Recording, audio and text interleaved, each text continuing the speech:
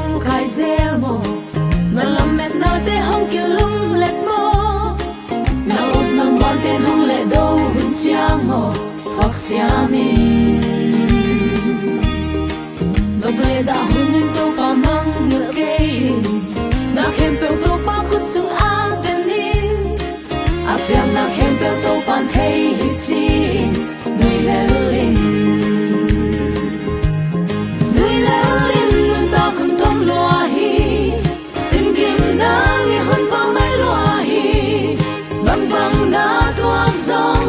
nang adin nang ngomi nui la in na lung hong nom ding hi thong son da in thu phanga da hi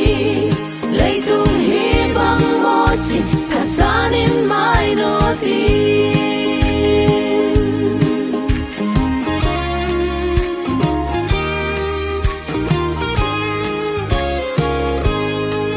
an nei lo thu te to hun na lung sim hong in sang te sang kan mo na ut bang semin na de bang na tang thu galelin chitang na thu man na kham khi bang okin na khem pe to pa khut sung ang den in a piang na khem pe wa hoi lam in en in nui lelin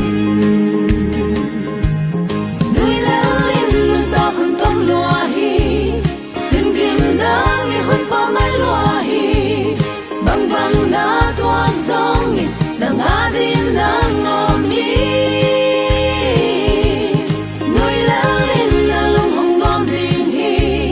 thong son da in thu phanga da hi lei tung hi bang mo chi kasan in mai no ti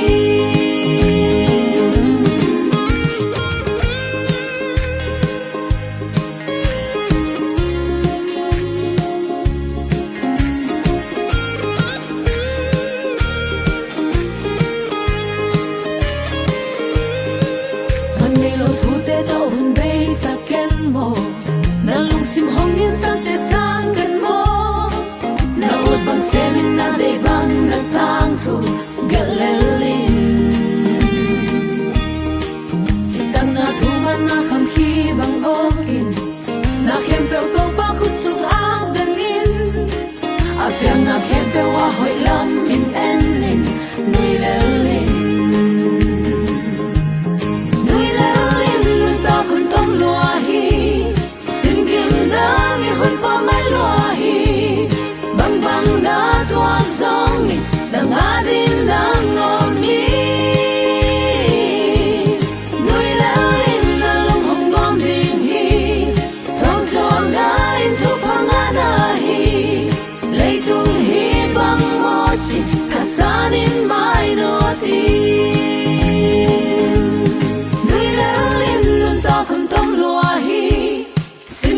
nang i hun pa mai lo hi